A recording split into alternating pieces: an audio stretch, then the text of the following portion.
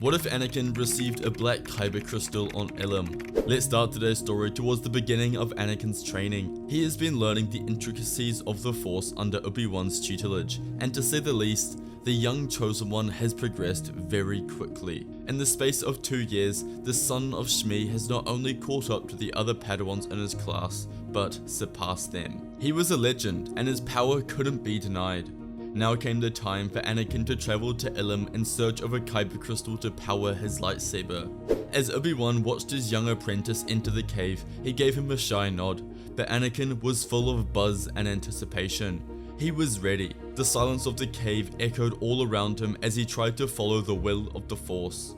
At first, Anakin just admired what he saw around him, a cave glistening with sparkle and whispers of the Force. This place had many memories of almost every Jedi that had ever come before him. He wondered where in this cave Yoda found his crystal, or even his master, even the late Qui-Gon. Anakin walked for hours on end, not finding anything, until he stumbled into the depths of a pathway that was filled with water. As he looked down the glowing stream of river, his reflection had changed. He wasn't a young Jedi, he was a man trapped in a black metal suit.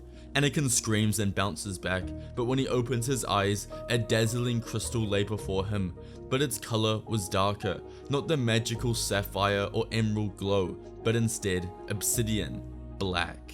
Anakin reaches forward and touches the crystal, which immediately transports him into a vision. He first sees himself as a Jedi Knight, standing before a massive clone army and charging into battle, destroying thousands of battle droids. But then he's slapped across the face as a dark hooded figure whispers in his ear, commanding his presence. Anakin sees his past, present, and his future. He sees hundreds of different possible endings to his story, but one that stuck, haunted him. He saw a cloaked warrior with a black helmet of death fighting a blue-bladed Jedi, a city burning, and a glimpse of a mysterious figure with a black-bladed weapon. Anakin immediately calmed himself as he was thrusted back into reality. The crystal poised in his hand, and the Chosen One had claimed him. Anakin had no idea what it meant, but what he did know was that things were about to get complicated. We cut to the Jedi Temple, where Anakin stands before the Council and shows them his black Kyber crystal. The Council gasps in unison, as no one knows how to respond. This is a sign of evil. I knew this boy should have never been trained. Master Yoda, let's correct this mistake at once. Windu spoke with conviction, but Fisto and Plo Koon weren't convinced. The council chamber was thick with unease as Anakin's black Kyber remained in his hands. Masters exchanged uncertain glances, and Windu pressed again. This is no ordinary crystal. The last time such a thing was seen, it belonged to a Mandalorian, not a Jedi. This is a sign of imbalance. Ki-Adi-Mundi stroked his beard, his expression unreadable. Perhaps the boy's connection to the Force is different, but this is unheard of. The tension in the room deepened. Plo Koon's mechanical breath filled the space before he finally spoke. The Force moves in ways we do not understand. The question is not what this means, but what Anakin will do with it. Anakin stood his ground, the weight of their stares pressing down on him. He was only 11 years old, but he displayed pride and confidence. I followed the will of the Force. The crystal called to me. Why should I reject it? His voice was steady, but deep down, he didn't know if he was trying to convince himself or them. Obi-Wan, standing beside him, remained silent. He was very nervous and didn't know what this could mean for the future of his apprentice. This wasn't what he expected when he brought Anakin to Ilum. Yoda finally opened his eyes. Clouded the future is, but decided the Force has. Chosen Anakin the crystal has. Follow the Force, we must. The debate settled into uneasy silence.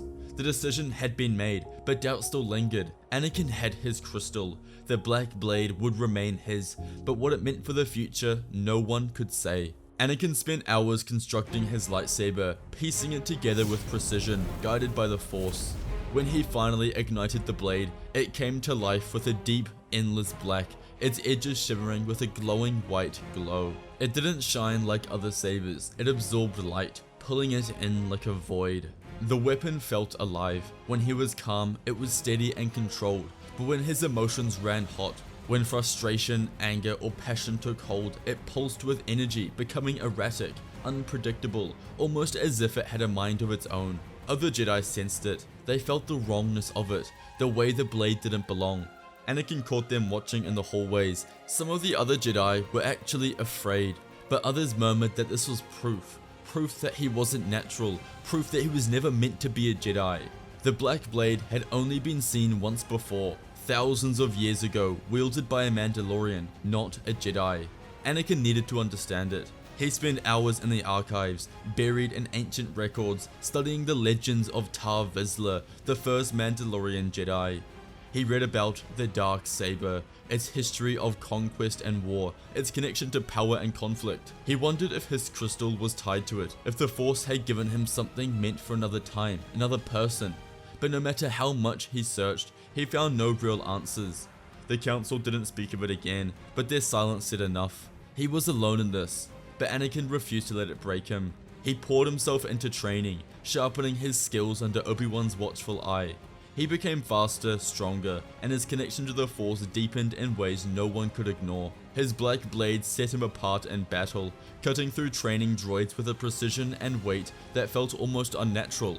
Every swing felt more like an instinct rather than a thought, the saber moving as if it already knew what came next. At times, Obi-Wan seemed uneasy when they trained, watching the way Anakin fought, the way his saber reacted like an extension of his very emotions. But Anakin pushed forward. He was the chosen one after all. He wouldn't let the whispers decide his fate. No matter what others thought, he would prove them wrong. As for Palpatine, he also didn't know what to make of it, but the Sith Lord was pleased. To him, if Anakin had a dark blade, it would be easier to turn him to the dark side, easier to push him over the edge compared to if he was a Jedi with a sapphire blade and learning the morality of the Jedi. Anakin becoming an outcast was exactly what the Chancellor needed. Hey guys, really quick, for the entire month of June at Fantasy Sabers, we're giving away the Negotiator Deluxe Edition with every saber order. This is a 1 month only sale, so don't miss out. When Anakin was 16 years old, he and Obi-Wan were sent to Mandalore to mediate a growing conflict between rival clans. The Republic feared another civil war, and the Jedi were called to prevent it. But from the moment Anakin stepped foot on the planet, something felt different. The air was thick with history, the cities carved from ancient battles and warrior pride. Everywhere he went, he saw warriors in Beskar, their armor painted with the colors of their clans. He was used to the way the Jedi looked at him, like he was something to be wary of, something unpredictable. But the Mandalorians, they looked at him with curiosity, some even with respect. His black blade was once a source of unease, but it was something that they recognized. The whispers on this planet weren't of fear, they were of legend. One evening, he sat by a fire with a group of warriors, the flickering light reflecting off their armor. A black saber, One of them murmured, a man with a jagged scar across his jaw. only one before you had such a thing. Another warrior, a woman with a deep red visor, leaned forward. Vizler, Jedi and Mandalorian both. I didn't know we'd produced another Jedi. What's your clan? Anakin hesitated. I don't have one. I'm not a Mandalorian. My mother was a slave on Tatooine. That made them pause. The scarred warrior studied him for a long moment, and then looked at the others. Who was she? Anakin felt his throat tighten. Shmi Skywalker. Skywalker. That name is not unknown to us. The woman tilted her head. If she has Mandalorian blood, she should be here, not in chains. We'll look into it. Anakin could only stare. Were they going to help to free her mother? The Jedi would have told him to let go, to accept her fate, but the Mandalorians, they acted, and days later, they returned with her. Anakin stood frozen as she stepped off the ship, her eyes wide, her hands shaking as she reached for him. The Jedi would never have done this. The Jedi would have let her rot in chains, but the Mandalorians had brought her home. This was the moment Anakin knew he couldn't go back. He couldn't return to a life where he expected to bury what he loved, to exist in a hollow code that denied his very nature. The Jedi had trained him, but the Mandalorians had given him purpose. He cast off his robes and directed his saber to a different cause, something Mandalorian. He trained with them, fought beside them, and earned his place among them. He learned their ways, their traditions, their honor, and when Obi-Wan finally came to bring him back, to remind him of his duty, Anakin met his gaze without hesitations. I am home, Master. Anakin and Shmi became part of Mandalorian society in a way they could have never with the Jedi or on Tatooine. Shmi found peace working alongside the clan, no longer a slave but a respected member of the community. Anakin trained relentlessly, learning the ways of Mandalore, mastering their weapons, their tactics, their code. He forged a new identity, no longer a Jedi, no longer a slave to the Republic, but a warrior bound by honor and loyalty to his people. His black blade became a symbol among them, a weapon of legend reborn. He fought beside them in skirmishes, earning his place through battle, his skill unmatched, his presence undeniable. But as the years passed, the galaxy fell into chaos. The Clone Wars erupted, the Republic and Separatists locked in a brutal conflict that consumed entire worlds.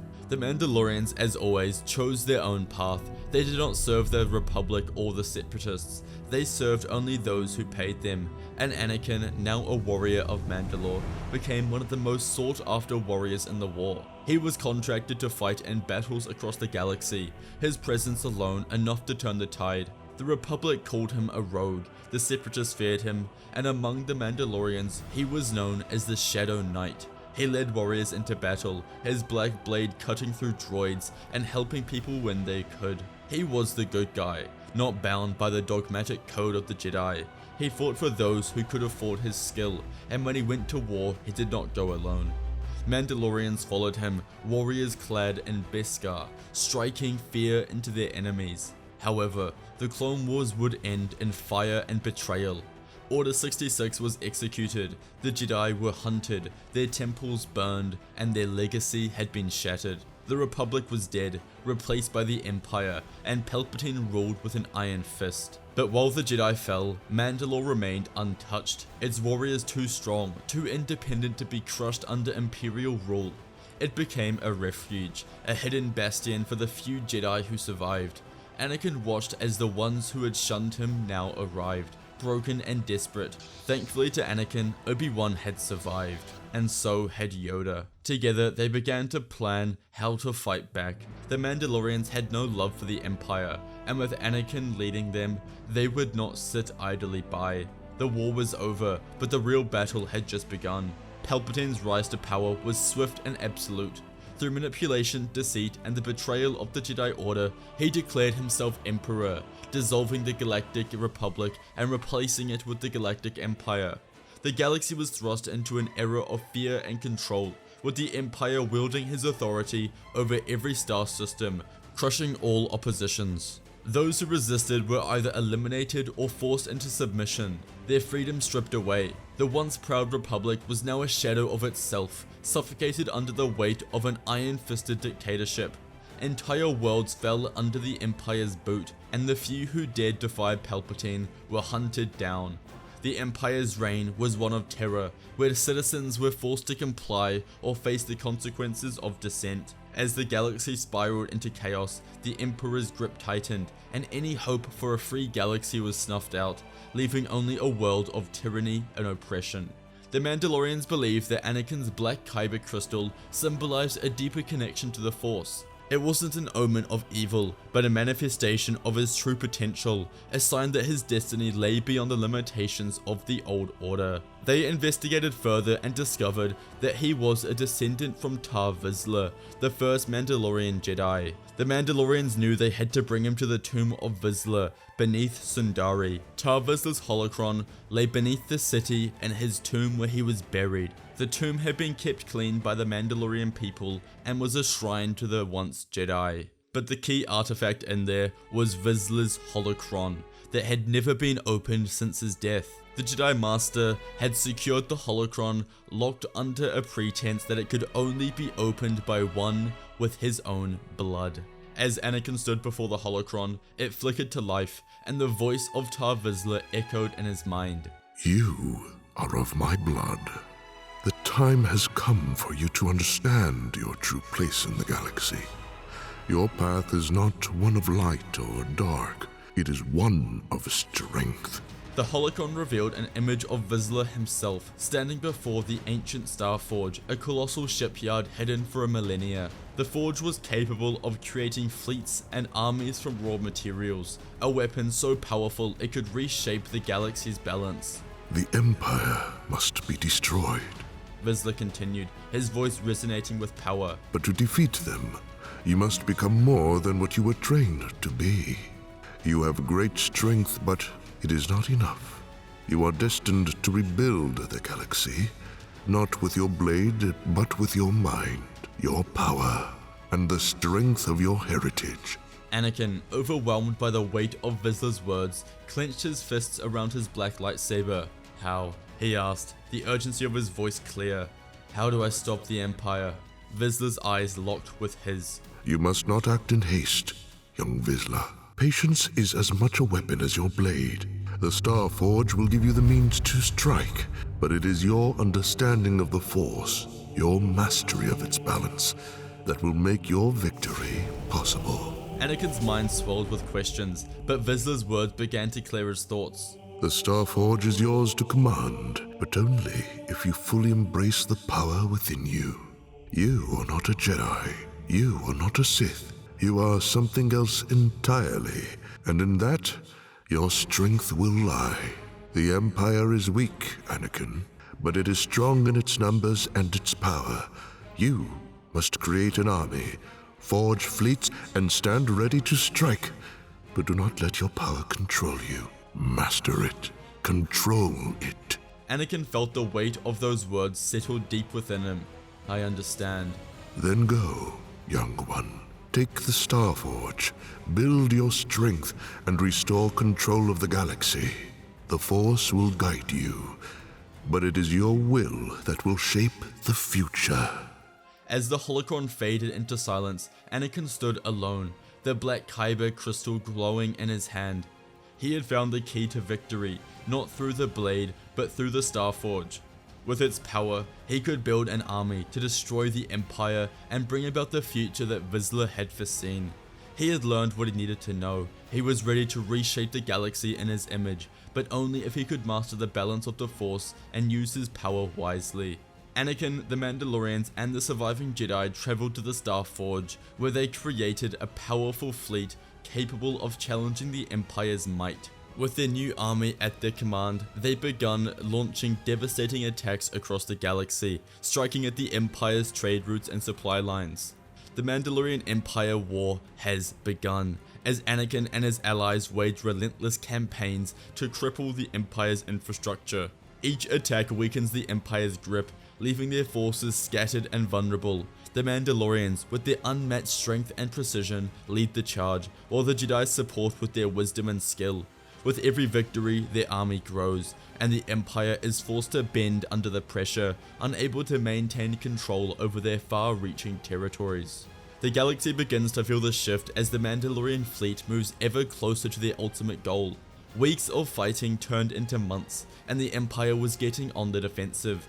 Their supply routes had been completely cut off, and rebellions began sparking on several core worlds in the Empire. People didn't like Palpatine's leadership. They wanted the Republic back, they wanted peace, and that's what the Mandalorians offered, led by Anakin Skywalker. Alongside Yoda, Obi-Wan, and Mandalorian generals, Anakin plans the final invasion of Coruscant to defeat Palpatine and destroy the Empire. It required absolute cohesion on their attack strategy. The final assault on Coruscant was nothing short of cataclysmic, a battle that shook the very heart of the galaxy. The Mandalorian fleet were bolstered by the strength of the Star Forge, their ships cutting through the sky like lightning.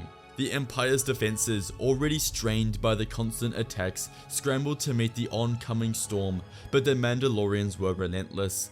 Massive starship battles raged above the planet as bombers and fighters clashed in a deadly dance, explosions lighting up the space around Coruscant. The Mandalorian fleet, with its superior tactics and speed, dismantled the Empire's forces, breaking through the defenses with brutal precision. Meanwhile, on the ground, Mandalorian warriors stormed the streets of Coruscant, their battle cries echoing through the towering skyscrapers as they clashed with stormtroopers. Once the bustling heart of the galaxy, the streets became a war zone, with heavy blaster fire cutting through the air and explosions tearing through the once pristine structures. Mandalorian armored soldiers with their signature jetpacks and heavy artillery fought with unmatched ferocity, pushing forward as stormtroopers struggled to hold their place. In the midst of the chaos, Anakin led the charge into the heart of the Imperial Palace, his black-bladed lightsaber cutting through any opposition in his path.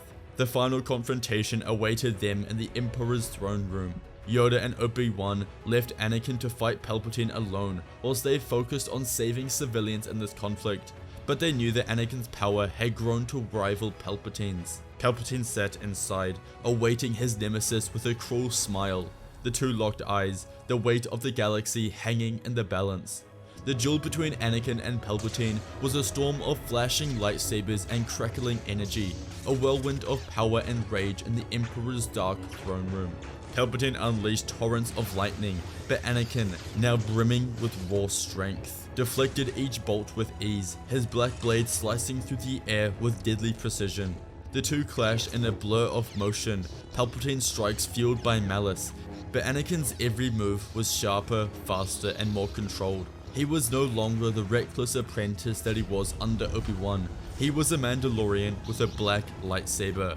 With a swift movement, Anakin disarmed the Emperor, knocking his lightsaber to the ground, and before Palpatine could react, Anakin pressed forward, his black blade plunging into the Emperor's chest in a single brutal strike. Palpatine crumbled to the ground, the Sith Lord's reign ended by the overwhelming power of the Chosen One. After the fall of the Empire, a new era of peace began across the galaxy. Once a cold and damaged city, Coruscant became full of life, color, and hope again. Gardens grew where battles had raged, and people from every planet came together to rebuild. Instead of one ruler, a council of 4 elected leaders now ran the Republic. Each one came from a different part of the galaxy, and one seat was always held by a Mandalorian in honor of their role in defeating the Empire. Duchess Satine, who was never killed by Maul in this timeline, became the first Mandalorian representative. After the war, Satine and Obi-Wan Kenobi fell back in love. Obi-Wan moved to Mandalore to be with her and Anakin, and they had children and a peaceful life together. Anakin also stayed on Mandalore with his mother Shmi. They found happiness, and Anakin later fell in love and had a family of his own with a Mandalorian woman. His black lightsaber became a symbol of hope, showing how Mandalore had become a powerful force for good. The galaxy thrived, trade was safe, schools and hospitals were open to everyone, and people lived without fear. Anakin, Satine, and Obi-Wan helped lead the new Republic, making sure power was shared and the mistakes of the past were never repeated. Standing with his family on the peaceful streets of Mandalore, Anakin knew that this was the beginning of a brighter future, one filled with peace, unity, and the light of the Force. Thank you all for watching today's video. Please check out our saber shop, Fantasy Sabers, where you can get your very own NeoPixel saber for an affordable price and fulfill your childhood dreams of becoming a Jedi or Sith. Also check out our membership platform to be able to watch our videos early, and may the Force be with you.